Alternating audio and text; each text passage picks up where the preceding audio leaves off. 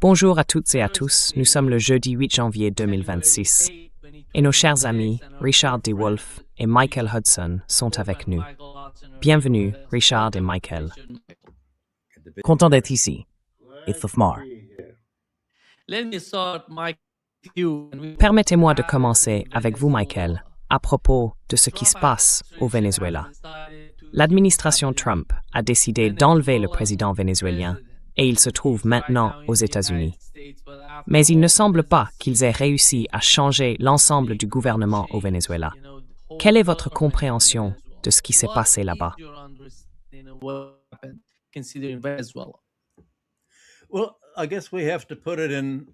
Eh bien, je suppose que nous devons envisager la question dans la perspective la plus large possible. Trump ne cesse de citer la doctrine Monroe en disant que c'est notre sphère d'influence. Et le rapport sur la sécurité nationale publié le mois dernier continue d'affirmer que nous allons désormais considérer le monde en termes de sphère d'influence. Et Trump dit que le Venezuela fait partie de l'Amérique latine. C'est notre sphère d'influence. Nous la possédons. Ce qu'il n'a pas dit, c'est que notre sphère d'influence est en réalité le monde entier.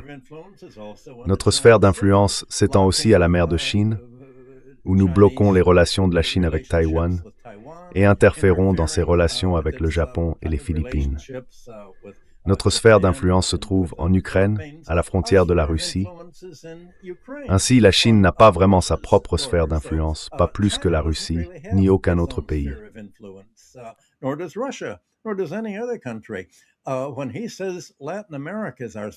Lorsqu'il dit que l'Amérique latine est notre sphère d'influence, il affirme qu'aucun autre pays ne possède de sphère d'influence ailleurs qui pourrait menacer la politique des États-Unis. Donc, la question essentielle est de savoir quelle politique il applique au Venezuela. Et évidemment, dans le cas du Venezuela, tout tourne autour du pétrole, car le pétrole est vraiment tout ce que le Venezuela possède aujourd'hui. J'aimerais donc souligner, au fil de cette discussion, et j'en ai parlé avec Richard, quels en sont les éléments clés. J'ai identifié 5 éléments de l'ordre fondé sur des règles selon les États-Unis. Quelles sont donc ces règles dont il ne cesse de parler? Ce que montre le Venezuela, c'est que le contrôle du pétrole mondial est l'élément le plus important dans la tentative américaine de contrôler d'autres pays. Car, comme nous l'avons dit la semaine dernière, et je crois aussi la semaine précédente, si vous pouvez contrôler le commerce du pétrole, vous pouvez perturber efficacement les économies d'autres pays en leur imposant des sanctions.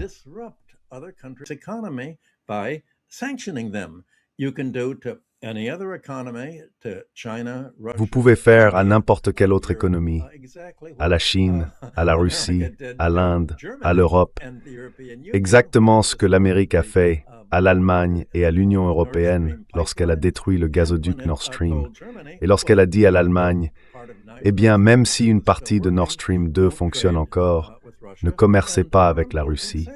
Nous imposons des sanctions sur le commerce. » C'est le premier point où l'ordre fondé sur les règles des États-Unis est exactement l'opposé du droit international et des règles des Nations Unies qu'ils ont contribué à établir en 1945. Chaque pays est censé avoir le droit souverain de faire ce qu'il veut, de commercer avec qui il veut. Et pourtant, les États-Unis ont fait pression pour le libre-échange et l'absence de contrôle sur le commerce.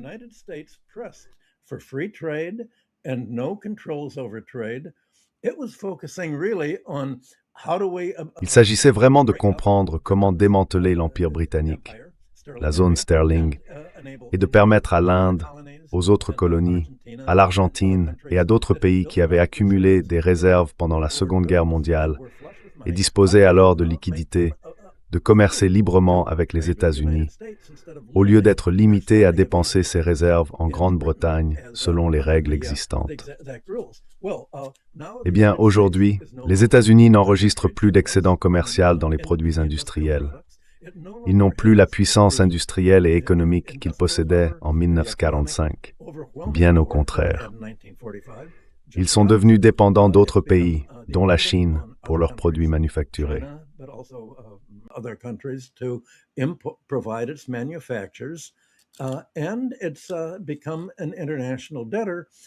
Et il est devenu un débiteur international, ce qui a rendu d'autres pays réticents à continuer de recycler leurs excédents de balance des paiements dans le dollar.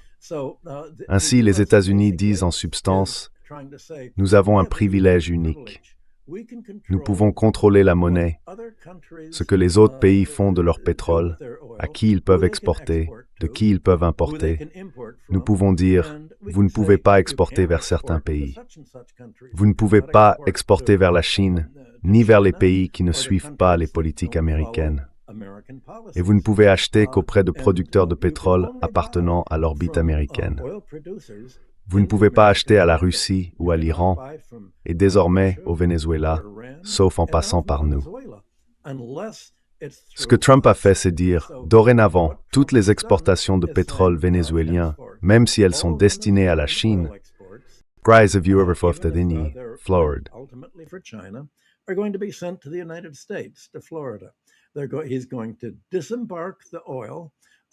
Il va décharger le pétrole, le placer dans la réserve américaine, puis les États-Unis, au nom du Venezuela, prendront leur part pour ce qu'il a dit. Tout cela, probablement $1 billion que nous avons dépensé, ou que nous dépenserons, pour les navires de guerre autour du Venezuela. Tout cela représente notre coût pour aider le Venezuela à exporter du pétrole, selon les termes américains. Nous allons donc nous rembourser nous-mêmes du coût de la guerre contre le Venezuela, tout comme nous l'avons fait avec l'Irak. Et lors de son premier mandat, le président Trump a dit, « Eh bien, vous savez, nous allons prendre le pétrole de l'Irak jusqu'à ce que nous soyons entièrement remboursés du coût de l'invasion de l'Irak pour le sauver de Saddam Hussein. »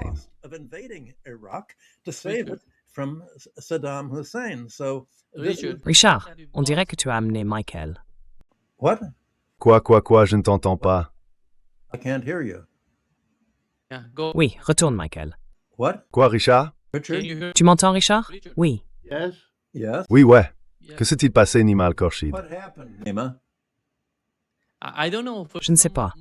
Pendant un instant, tu as juste disparu une seconde. Ah, d'accord. Je pense que le problème vient de votre côté. Bon, passons au point suivant alors. Allez-y. Je ne sais plus où je me suis arrêté.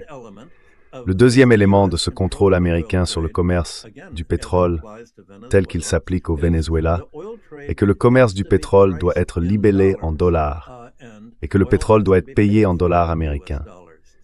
Tout cela découle du principe que les États-Unis ont imposé aux pays de l'OPEP en 1964. Lorsque l'OPEP a quadruplé le prix du pétrole, les États-Unis ont déclaré, enfin, le Trésor et le département d'État sous Kissinger ont déclaré que les pays pouvaient fixer le prix qu'ils voulaient pour leur pétrole. L'Amérique n'a plus besoin de posséder les ressources pétrolières d'autres pays pour contrôler le commerce du pétrole. Il lui suffit de contrôler les modalités de commercialisation et la gestion des excédents commerciaux réalisés par les exportateurs de pétrole.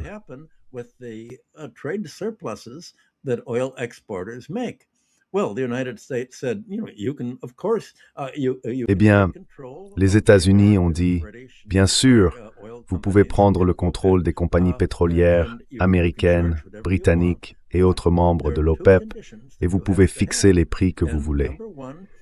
Mais il y a deux conditions à remplir. Premièrement, vous devez fixer le prix de tout votre pétrole en dollars et conserver tous vos revenus d'exportation sous forme de titres américains, principalement des bons du Trésor, des obligations d'entreprise et des dépôts bancaires. C'est cela qui a créé le marché du pétrodollar en 1974 et 1975. La règle du pétrodollar veut que les recettes des exportations de pétrole soient prêtées ou investies aux États-Unis et que les États-Unis deviennent ainsi les bénéficiaires du commerce pétrolier de l'OPEP. Et c'est exactement ce qu'ils veulent faire au Venezuela.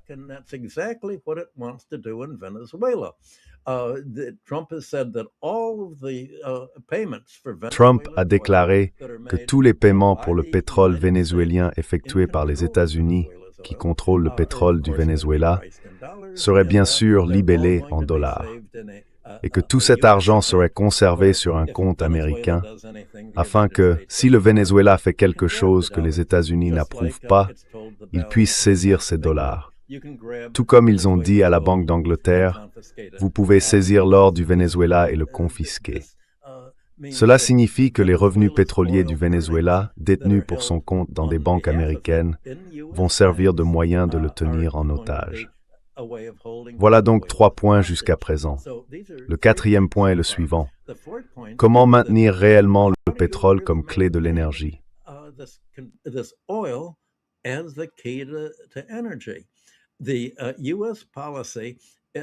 La politique des États-Unis sous Trump consiste à s'opposer à toutes les sources d'énergie alternatives au pétrole. Cela signifie que nous nous opposons à l'énergie verte. Tout cela sera découragé. Nous n'allons pas rejoindre le Club de Paris pour la protection de l'environnement. Nous allons nier le réchauffement climatique.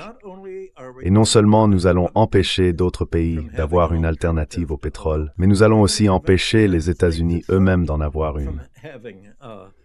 Le premier jour, lorsque Trump signait tous ses décrets présidentiels, il a déclaré « Nous allons annuler toutes les subventions que nous avons accordées aux parcs éoliens aux États-Unis. » Certains étaient déjà en construction.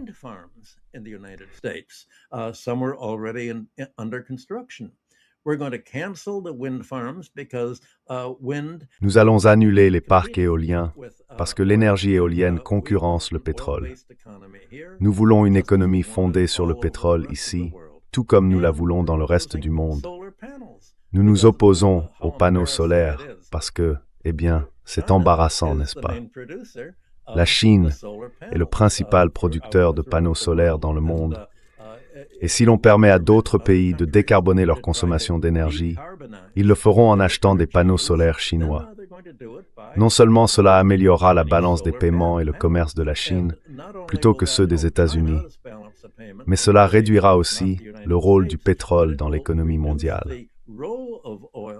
Et si vous réduisez le rôle du pétrole dans l'économie mondiale, vous retirez à la politique étrangère américaine l'un de ses principaux leviers de contrôle sur les autres pays.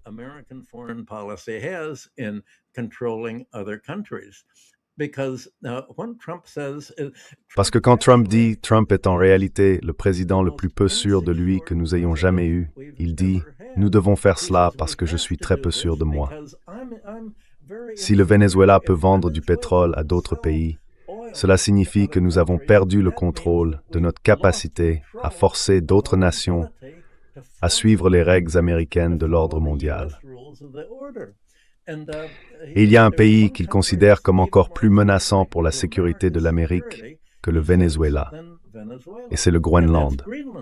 Il a déclaré il y a quelques jours que le Groenland représentait une menace majeure, que pour nous défendre, nous devions envahir et prendre le contrôle du Groenland. Peut-être en faire le 51e État, parce qu'il y a tous ces navires chinois et russes au Groenland. Et cela le rend très peu sûr de lui.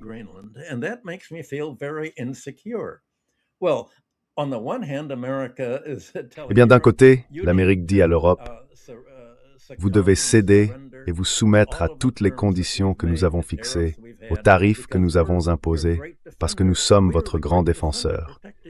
Nous sommes le grand défenseur qui vous protège contre la capacité de la Russie à envahir et à reconstruire l'Union soviétique en traversant la Pologne et l'Allemagne pour entrer en Europe. Mais nous avons peur du Groenland.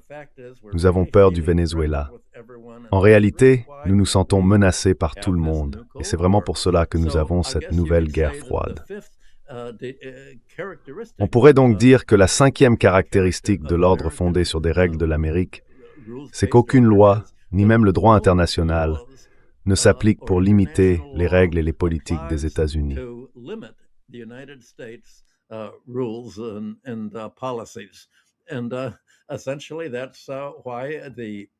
Et en substance, c'est pour cela que non seulement Trump, mais aussi son conseiller à la sécurité nationale, Stephen Miller, ont déclaré « Eh bien, la loi de l'Amérique, c'est que la force fait le droit. » Ce n'est pas très agréable à dire, mais maintenant, on peut le dire ouvertement, sans aucune hypocrisie.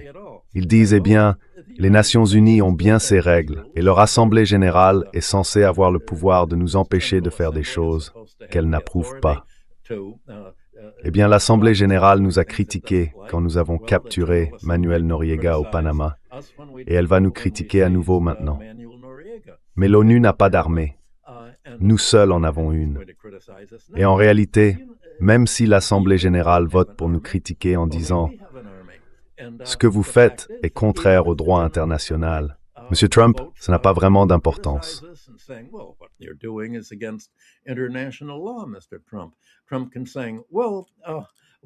Trump peut dire « Eh bien, qu'allez-vous faire à ce sujet ?»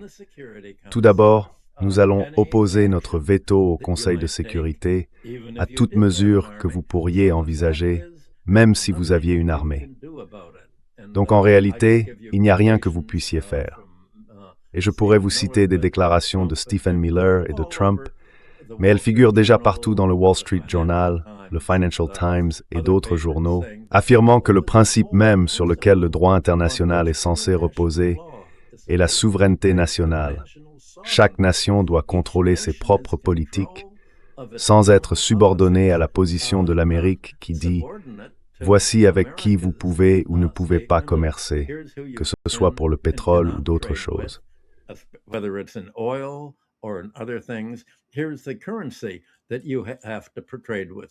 Voici la monnaie avec laquelle vous devez commercer. Des dollars américains, pas des devises des BRICS venant de Chine, de Russie ou d'autres pays. Tout cela constitue une inversion complète de tout ce qui était présenté comme des valeurs démocratiques occidentales. Tout cela est terminé.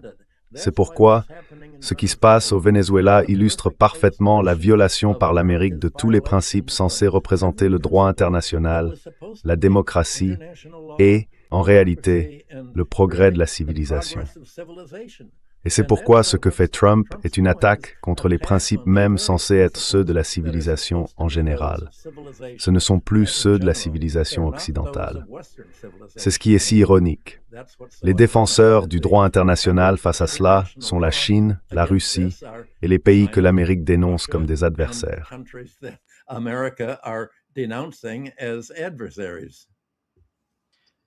Richard, go ahead. Richard, allez-y. J'aimerais élargir la discussion au-delà même de ce qu'a fait Michael. Alors que le monde entier essaie de comprendre les objectifs du gouvernement de M. Trump, je vais commencer par un parallèle historique. L'unicité du capitalisme réside dans de nombreux aspects, mais l'un d'eux est que les deux guerres mondiales, les pires de l'histoire humaine, peuvent être considérées comme des produits du capitalisme. Le capitalisme est un système dans lequel chaque entreprise ne survit que si elle croît. Il n'existe aucune logique ni justification pour la communauté dans son ensemble à ce que chaque producteur soit poussé à s'étendre, puisque c'est la condition de sa survie. C'est un arrangement irrationnel. Un arrangement rationnel consisterait à décider qui doit croître, qui doit se réduire, pourquoi nous le ferions, et à ajuster les schémas de développement en fonction de ce que les gens comprennent et expriment.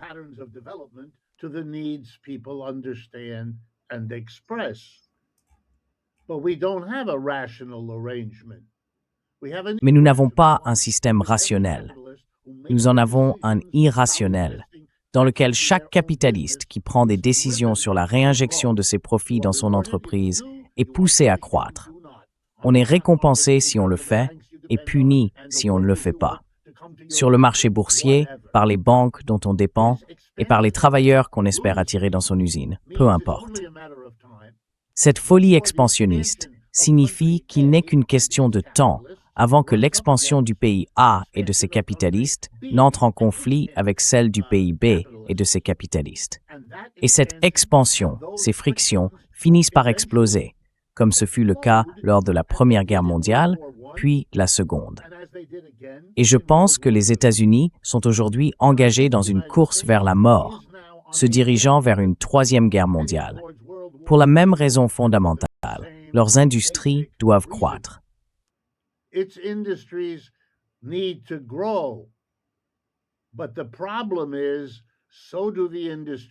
Mais le problème, c'est que les industries chinoises font de même, et celles du reste du monde aussi. Et cela ne peut pas fonctionner, car elle manque d'intelligence. Elle manque de recul pour s'asseoir et trouver une manière rationnelle de procéder. Ainsi, de façon irrationnelle, chacune agit dans la folie de sa propre situation nationale isolée. Bien sûr, Michael a raison. Il ne s'agit pas d'un système de sphère d'influence, car les États-Unis n'ont jamais renoncé à leur rêve, guidés par le capitalisme, de contrôler le monde entier. La sphère d'influence dit « Nous pouvons arracher le pétrole du Venezuela en enlevant son dirigeant. Puis, littéralement au même moment, nous pouvons interférer avec un navire faisant affaire avec le Venezuela, même si ce navire se trouve en mer du Nord, au large de l'Europe. »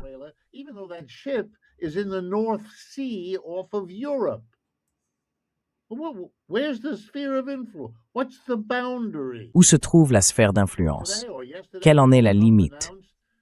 Aujourd'hui ou hier, M. Trump a annoncé que nous allions, je le cite, « faire ce que propose Lindsey Graham ». Rien que ce fait devrait suffire à vous indiquer qu'une folie se prépare.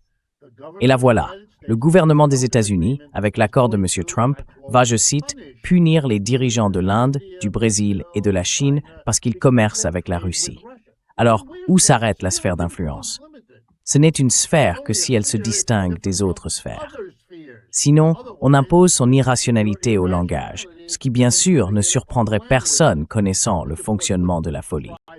Mais nous n'en avons pas fini.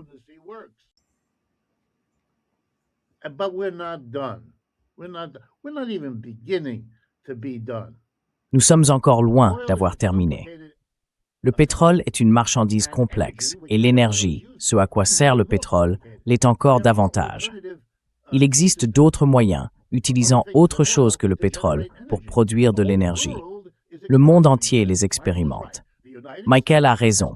Les États-Unis ont décidé de ne pas participer à ce que le reste du monde considère comme un moment de rationalité, ne pas détruire la planète. Ce n'est pas nécessaire. On peut utiliser le vent, l'océan, le soleil et d'autres forces naturelles. Le monde entier s'y emploie. Les États-Unis ont décidé de ne pas le faire. Les États-Unis freinent. Gardez cela à l'esprit lorsque je vous rappellerai une citation très célèbre de Karl Marx.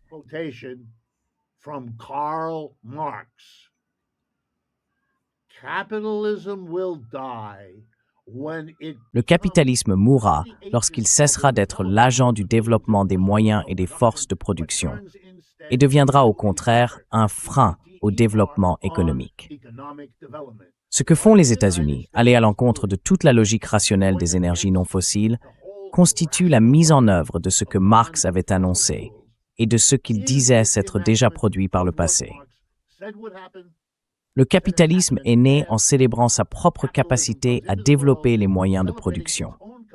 Dans son cas, cela signifiait passer de la dépendance envers les animaux à celle envers les moteurs, de la dépendance envers le bois à celle envers le métal, et développer la capacité de façonner et d'allier les métaux, ce qu'il a fait.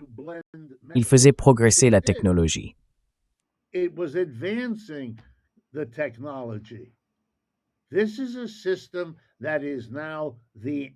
C'est un système qui est désormais l'ennemi. Certains d'entre vous connaissent le nom des Luddites, un célèbre groupe de personnes qui, à la fin du XVIIIe et au début du XIXe siècle, étaient des ouvriers, en particulier dans l'industrie textile, déplacés par les nouvelles machines, les machines à filer, les métiers à tisser. Dans leur colère d'avoir perdu leur emploi, ces personnes entraient la nuit dans les usines et détruisaient les machines. Ils les brisaient littéralement. Et on s'est moqué d'eux. Regardez comme vous êtes ridicules à vouloir freiner la technologie. Elle finira par gagner. Oui, mais les États-Unis essaient maintenant de freiner la voiture électrique, le substitut électrique à la combustion de carburant. Ils tentent d'arrêter le développement des moyens de production, de les restreindre étroitement à ce qui est rentable pour les quelques industries américaines qui subsistent encore.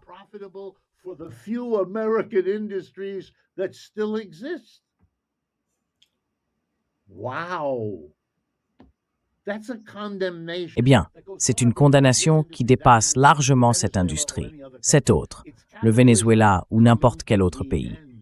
C'est le capitalisme qui arrive à sa fin, son irrationalité propre s'abattant sur son propre peuple, incapable désormais de la masquer par des mots. Oui, M. Miller et les autres esprits ternes là-haut peuvent dire que tout cela n'est qu'une question de force. Vous savez, après la Première Guerre mondiale, le monde entier a compris que c'était la pire guerre que nous ayons connue. Et un effort a été entrepris, appelé la Société des Nations, pour amener les pays à s'unir et à ne pas se faire entre eux, ce que M. Trump vient de faire au Venezuela. Les Allemands ont refusé de s'y conformer, parce qu'ils avaient été laissés pour compte dans tout le processus, et les Japonais de même.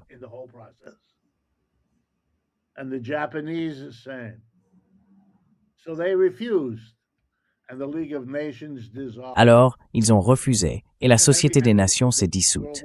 Puis il y a eu la Seconde Guerre mondiale, encore plus terrible. Et nous avons refait l'effort, cette fois en l'appelant les Nations Unies plutôt que la Société des Nations. Le but était de se rassembler, de permettre aux États-Unis et à l'Union soviétique de dialoguer, d'essayer de trouver des solutions. Pourquoi? Pour qu'ils ne se fassent pas l'un à l'autre ce que M. Trump a fait aujourd'hui. Et s'il le faisait, pour le dissimuler en quelque sorte, comprendre qu'il devait trouver une excuse, quelque chose. Et ces excuses étaient parfois fragiles, sans aucun doute. Mais ils ont tenu bon grâce à la sagesse de ces efforts, compte tenu de ce que signifiait la guerre à l'époque, ce qui est encore peu comparé à ce qu'elle signifierait aujourd'hui.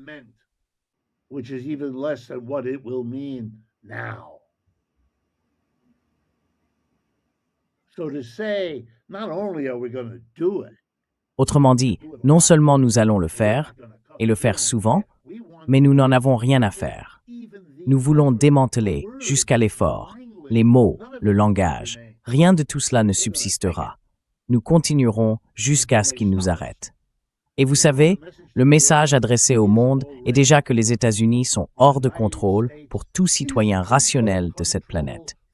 Et maintenant, cela prendra du temps, sans aucun doute. Je ne peux pas prédire combien de temps, pas mieux que quiconque. Mais à mesure que les pays se rassemblent et se connectent pour contourner la guerre des tarifs, ils se rassembleront et se connecteront aussi pour échapper à l'enlèvement de leurs dirigeants et à la tentative de contrôler des ressources clés comme le pétrole, tout cela dans le but de s'accrocher à un empire moribond.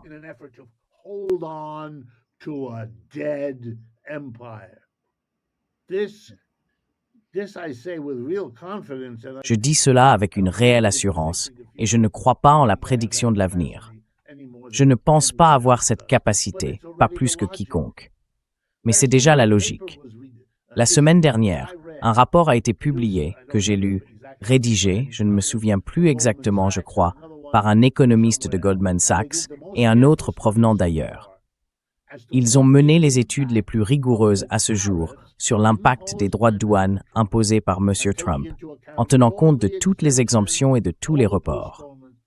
Qui a payé ces droits de douane? 2 économistes américains, travaillant pour une institution conservatrice américaine, sont parvenus à la conclusion suivante.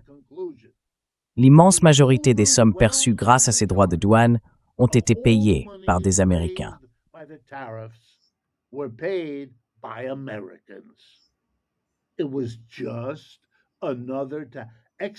Ce n'était qu'un autre tarif douanier. Les exportateurs n'ont pas baissé leur prix pour échapper à l'impact. Ils ne l'ont pas fait.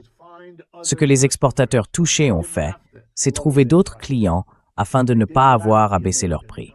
Ils se sont passés de l'économie américaine. C'est une réalité très dangereuse. Bien sûr, cela n'a attiré aucune attention. Si la Cour suprême rend une décision, sa publication est prévue pour demain, déclarant que l'imposition de ces tarifs était inconstitutionnelle, ce qu'elle pourrait faire, alors il devra rendre cet argent, ce président, ou du moins, c'est le risque qu'il a pris. Pendant ce temps, il veut augmenter le budget de la défense qu'il a annoncé hier de 50%. Cela représente un demi-billion de dollars.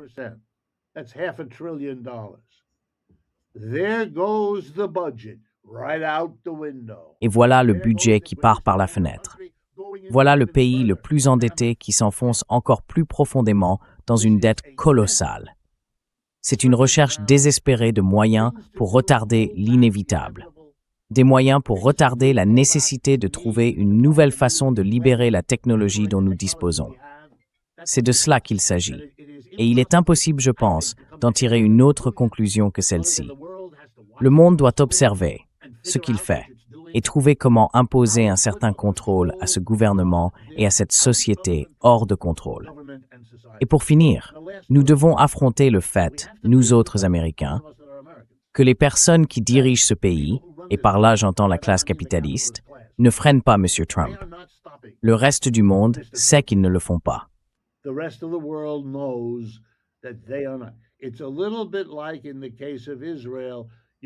C'est un peu comme dans le cas d'Israël.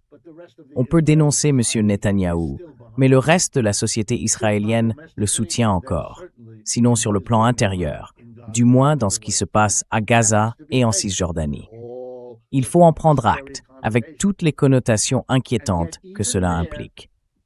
Et pourtant, même là, je remarque plus que jamais des voix dans le secteur des entreprises américaines qui commencent à tirer la sonnette d'alarme. L'université Yale possède une école de management et son directeur, un fidèle du monde des affaires, extrêmement conservateur, est contrarié qu'il n'y ait pas plus d'opposition. Il conseille aux entreprises qui viennent à Yale pour des séminaires de s'unir afin d'arrêter Trump. Sinon, elles seront prises une à une par M. Trump, qui donnera à chaque petit groupe quelque chose pour qu'il soutienne ce qu'il essaye de faire, ce qui lui a réussi jusqu'à présent.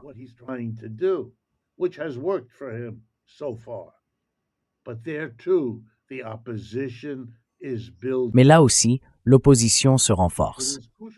Il est essentiel de comprendre que rien de ce qui s'est passé au Venezuela ne change l'image d'un empire désespéré, essayant de s'accrocher à ce qu'il était face à tous ces mouvements.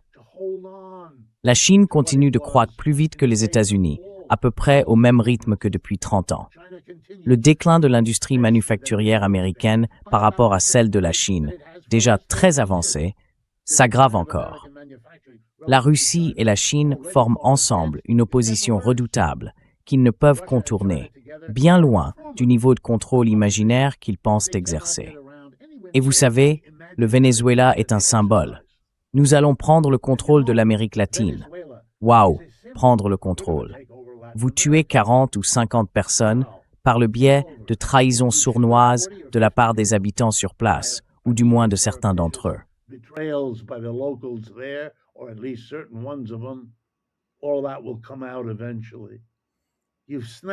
Tout cela finira par se savoir. Vous avez enlevé un homme et sa femme, et qu'avez-vous accompli? Qu'avez-vous exactement accompli? Maintenant, le peuple du Venezuela devra affronter les divisions au sein de sa société et se battre pour savoir qui en sortira et dans quelle situation. C'est une note de bas de page à la fin d'un empire. Mais si nous ne nous mobilisons pas, à l'intérieur comme à l'extérieur, et permettez-moi de vous rappeler que l'administration Trump a également désigné cette année comme celle de l'élimination des critiques internes dans ce pays. Si nous ne faisons rien, alors la marche vers une troisième guerre mondiale, issue de la compétition irrationnelle du système capitaliste, se reproduira encore.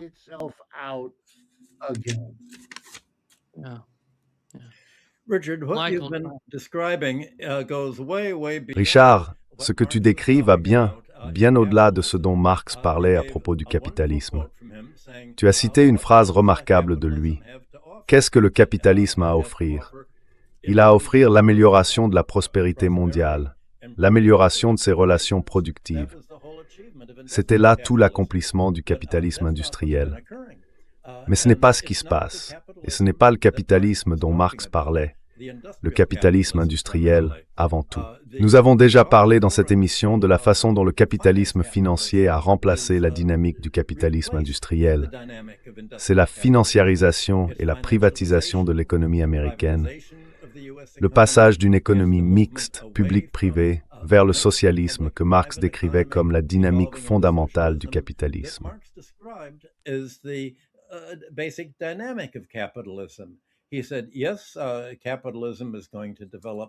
Il a dit que oui, le capitalisme allait engendrer des monopoles, mais que les nations agiraient selon leurs propres intérêts économiques.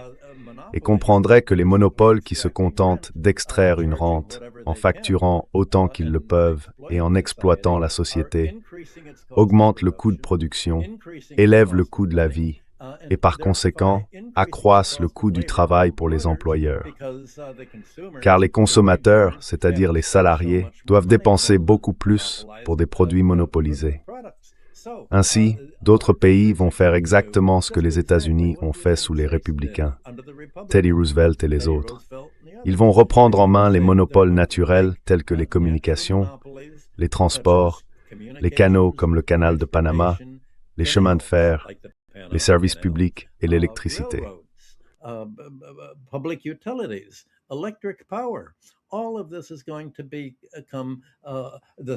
Tout cela va devenir partie du domaine public et le rôle de ces monopoles publics dans le secteur gouvernemental est de fournir des besoins et des services essentiels à des prix subventionnés, non monopolistiques, afin de rendre l'économie moins coûteuse et donc plus compétitive sur les marchés industriels. Ce n'est pas ce qui se passe. Nous avons déjà parlé du capitalisme financier, mais ce qui s'est produit au Venezuela et tout ce que vous avez décrit avec justesse à propos de Trump n'a rien à voir avec le capitalisme. On pourrait dire que c'est l'échec du capitalisme. Il suffit de se demander où sont les dirigeants de l'industrie américaine. Pourquoi ne l'empêchent-ils pas de sombrer dans cette folie?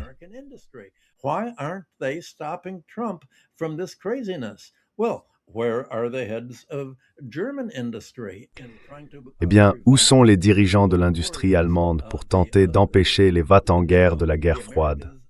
L'OTAN militaire américaine, de détruire essentiellement l'industrie allemande en imposant des sanctions commerciales contre le pétrole et le gaz russe. Ces sanctions ont entraîné un quadruplement des prix du pétrole et du gaz, augmentant le coût de l'énergie pour les usines et le coût pour les familles de chauffer leur maison et d'allumer la lumière. Tout cela est d'ordre militaire. Et c'est ce qui est si insensé.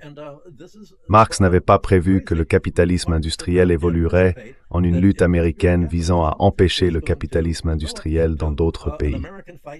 Bien au contraire, Marx a prononcé un discours devant les chartistes à Londres où il disait qu'il était en réalité favorable au colonialisme britannique en Inde, car il se demandait qu'est-ce qu'un pays capitaliste comme l'Angleterre allait faire d'autre.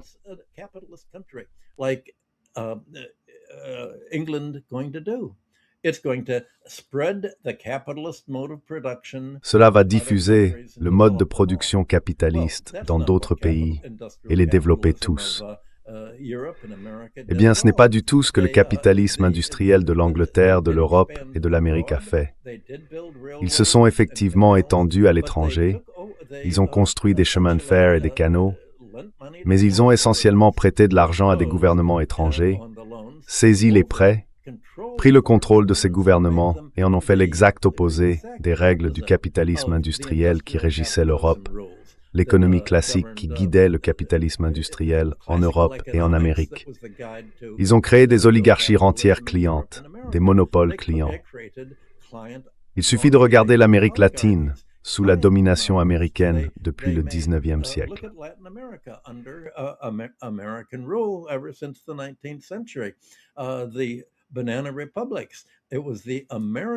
Les républiques bananières, ce sont les investisseurs américains, la United Fruit Company, qui ont pris le contrôle des terres au Guatemala et ont conduit les États-Unis à renverser le gouvernement guatémaltèque. Ce sont les Américains, suivant les conseils de la Banque mondiale, qui ont forcé d'autres pays non pas à cultiver de quoi se nourrir eux-mêmes, mais à se tourner vers l'agriculture de plantation et à lutter contre la réforme agraire. L'ensemble de la politique américaine a toujours été dirigé contre la dynamique même du capitalisme industriel que Marx avait décrite. Et ce que fait Trump, c'est essentiellement combattre tous les autres pays qui n'ont pas souffert de l'échec du capitalisme industriel financiarisé américain, mais qui progressaient. La Chine suivait, oui, c'est un socialisme aux caractéristiques chinoises, mais ce socialisme était précisément ce que Marx considérait comme l'aboutissement logique du capitalisme industriel.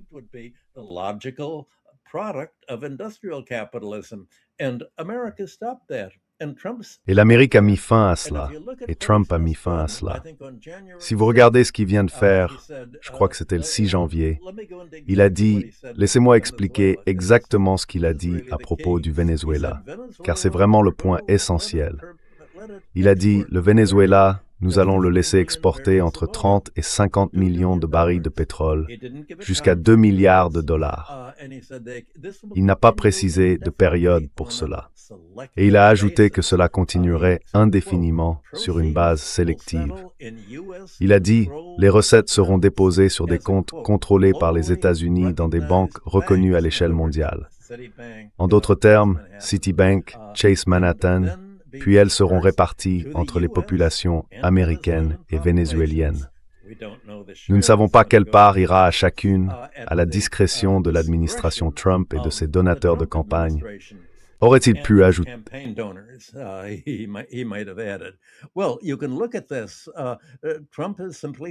Eh bien, regardez ceci.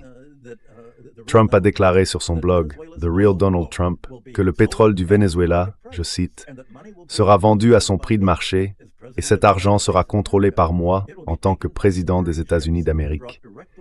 Il sera transporté par des navires de stockage et acheminé directement vers les quais de déchargement aux États-Unis, d'où, a-t-il dit, une partie du pétrole pourra aller en Chine. Mais bien sûr, la Chine devra payer le prix mondial, et ce prix servira, après déduction des coûts que nous aurons en tant que conquérants, à payer les navires, les frais d'enlèvement du président du Venezuela et toutes les autres dépenses. En somme, l'idée américaine de restructurer le monde est quelque chose qu'aucun écrivain du 19e siècle n'aurait pu imaginer se produire.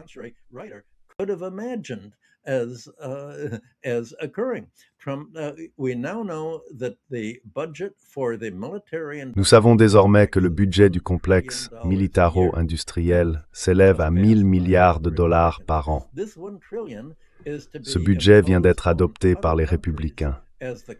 Ces 1 000 milliards de dollars doivent être imposés à d'autres pays, comme le prix que les États-Unis leur font payer pour les protéger d'une menace imaginaire d'invasion de l'Europe de l'Ouest par la Russie, et d'une menace tout aussi imaginaire de conquête de Taïwan par la Chine, alors que la politique et la loi américaine ont déjà reconnu, bien sûr, le principe d'une seule Chine.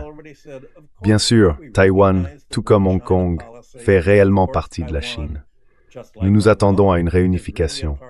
Les États-Unis cherchent à fragmenter la Chine, non seulement à la séparer de Taïwan, mais aussi à diviser la Chine elle-même de ses provinces occidentales et de la Mongolie.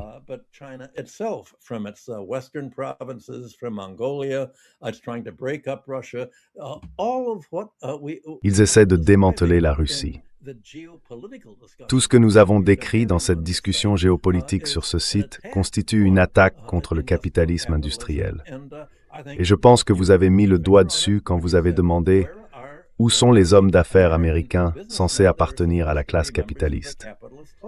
Ils ont tous été pris de peur face à l'administration Trump. Comment appelons-nous cela? Faut-il parler de fascisme, de Trumpisme?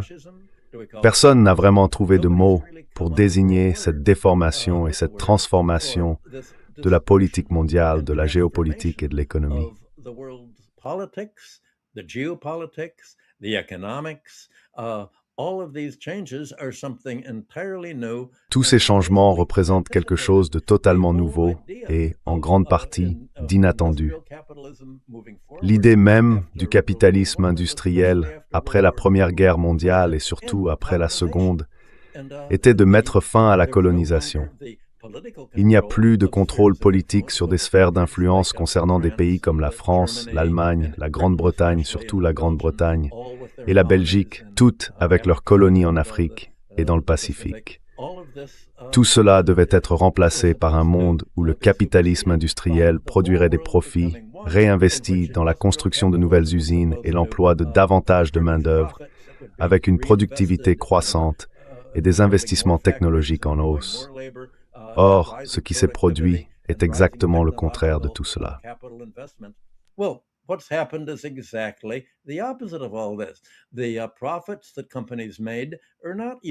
Les bénéfices que les entreprises réalisent ne sont pas réinvestis dans la production. Ils servent à soutenir les cours boursiers, à créer de la richesse financièrement et non industriellement. Avec les rachats d'actions, on achète ses propres titres pour en faire monter le prix.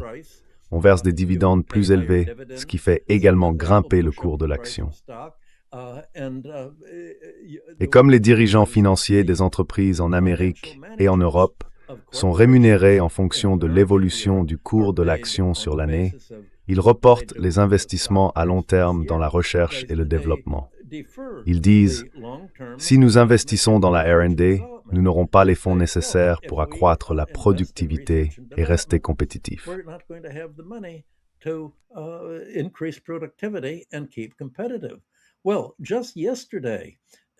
Eh bien, hier encore, Trump a déclaré qu'il allait empêcher le complexe militaro-industriel d'obtenir des contrats pour Raytheon. Il a dit, nous n'allons plus donner à Raytheon ni lui permettre d'obtenir de nouveaux contrats du gouvernement des États-Unis parce qu'elle a pris du retard. Notre armée est très en retard sur la Russie, très en retard sur la Chine. Elle est technologiquement obsolète. Et il a demandé, pourquoi en est-on là? Regardez ce que fait Raytheon. L'entreprise a utilisé les bénéfices que nous avons réalisés, les bénéfices énormes provenant de choses comme des sièges de toilette à $500, tous ces prix non documentés, tout ce qu'ils veulent. Mais elle a utilisé tous ces profits pour faire grimper le cours de l'action Raytheon, au lieu d'investir dans la recherche et le développement. Résultat, elle a pris un retard considérable.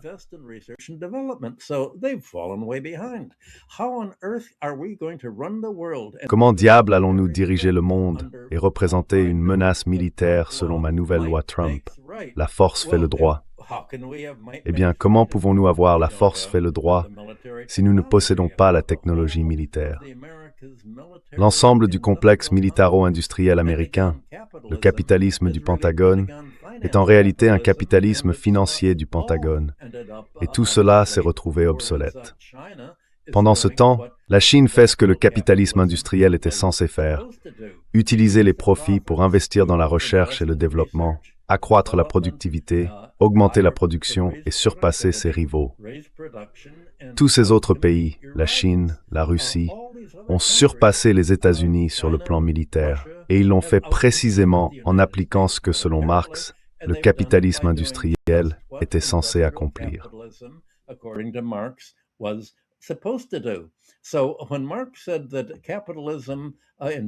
Ainsi, lorsque Marx a affirmé que le capitalisme industriel disparaîtrait une fois qu'il n'aurait plus de rôle productif à jouer, il a également précisé, dès le début de Le Capital, qu'il étudiait les lois du mouvement des économies. Et si le capitalisme industriel de son époque ne parvenait plus à accroître les moyens de production, il évoluerait vers autre chose. Ou bien il s'assécherait dans un pays comme les États-Unis, sous Trump, sous Biden, sous Clinton, et sous tous les dirigeants depuis les années 1980. D'autres pays prendraient alors la tête. Ce qui se passe aujourd'hui, à mon avis, s'inscrit donc dans l'analyse marxienne du capitalisme industriel, mais sous une nouvelle forme, celle du socialisme industriel, comme on peut l'observer en Chine.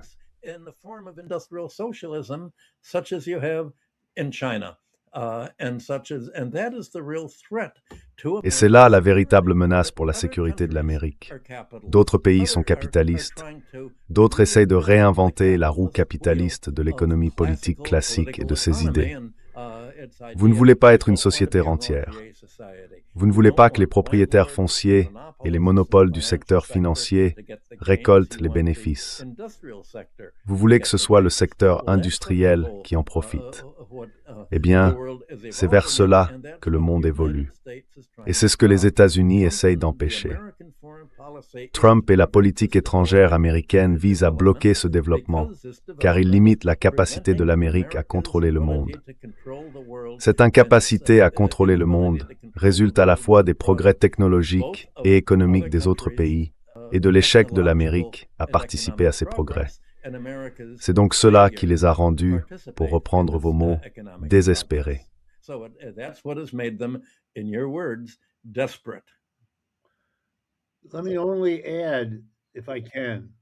Go ahead. Permettez-moi simplement d'ajouter, si je peux, que ce que la Chine a fait en adoptant une économie hybride, à moitié étatique, à moitié privée, revenait à dire « Eh bien, tirons parti des capitalistes dans ce qu'ils savent faire, certains niveaux d'investissement, d'efficacité et de coordination. Mais évitons tout ce que Michael vient de mentionner. Évitons qu'ils deviennent des rentiers, des monopoleurs, et qu'ils transforment leur économie comme l'ont fait les États-Unis, en perdant leur production manufacturière, leur base industrielle et, soit dit en passant, leur efficacité. La production la plus efficace de véhicules électriques est chinoise, non américaine. Il en va de même pour les panneaux solaires et pour un nombre croissant d'autres produits.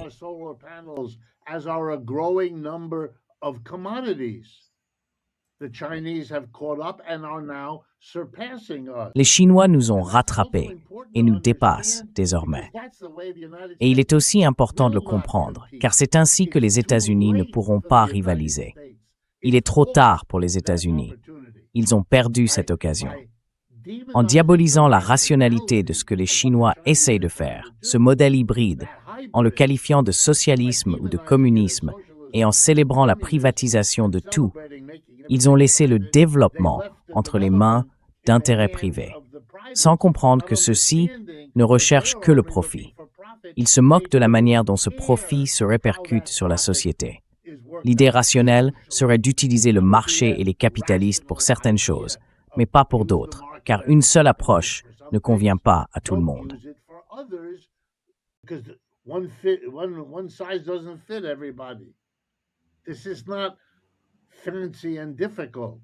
Ce n'est ni sophistiqué ni compliqué, mais c'était déjà trop pour les États-Unis.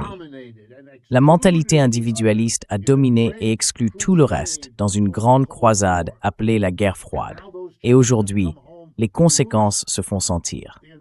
Les États-Unis vont encore reculer en 2026, tout comme ils l'ont fait en 2025, 2024, 2023 et au cours de chacune des 25 dernières années, encore plus en retard sur la Chine et sur tout ce qu'elle représente désormais. Et juste une petite note.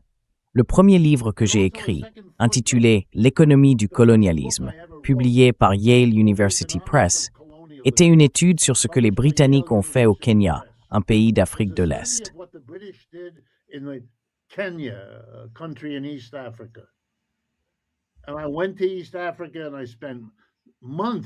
Je suis allé en Afrique de l'Est et j'ai passé des mois au British Museum et au Colonial Office à étudier ce qu'ils y faisaient.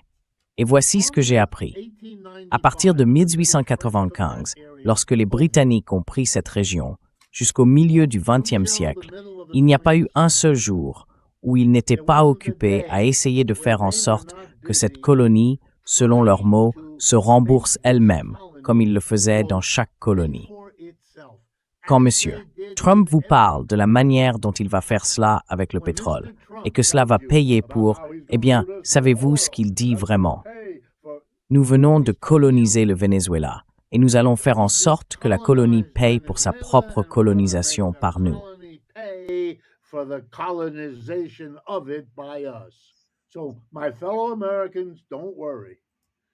Alors, mes chers compatriotes américains, ne vous inquiétez pas. Vous n'aurez pas à payer pour cela. Vous ne serez pas imposés.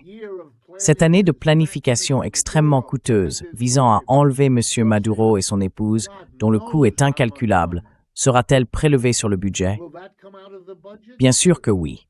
Cela signifie-t-il moins d'argent disponible pour les programmes sociaux? Évidemment.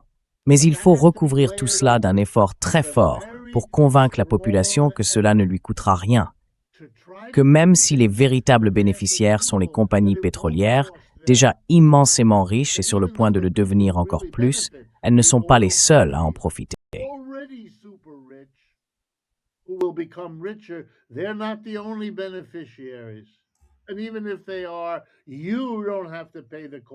Et même si c'était le cas, vous n'avez pas à en payer le prix. C'était un mensonge dans tout l'Empire britannique, 99% du temps. La Grande-Bretagne subventionnait sa propre classe aisée grâce à l'Empire. C'était sa raison d'être. Vous savez comment le Kenya s'y est pris? Le Kenya l'a fait parce que les Britanniques, lorsqu'ils ont pris le contrôle, ont planté du café et forcé la population africaine noire à travailler dans des plantations de café appartenant à des Blancs et exploitées par eux, produisant ce qu'on appelle le café arabica, qui encore aujourd'hui est celui que boit le monde blanc et le reste du monde. C'est ainsi que cela s'est fait. Le coût pour les populations locales a été astronomique, bien au-delà de tout ce qu'elles ont pu percevoir dans les profits accaparés.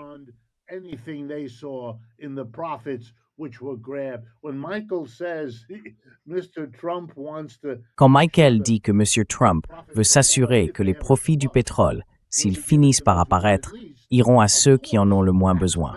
Bien sûr, c'est l'Amérique, mais le monde entier le voit. Et tu sais comment cela s'est terminé au Kenya?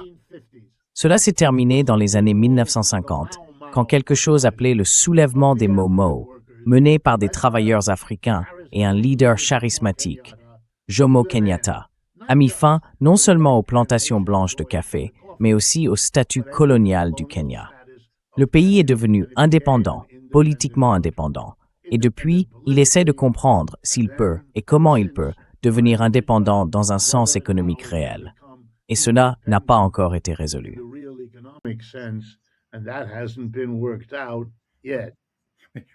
Richard, je dois y aller, j'ai un autre rendez-vous. D'accord, on s'arrête là. Okay. D'accord. Merci beaucoup, Richard et Michael, d'être avec nous aujourd'hui. Un grand plaisir, comme toujours. As always. Merci.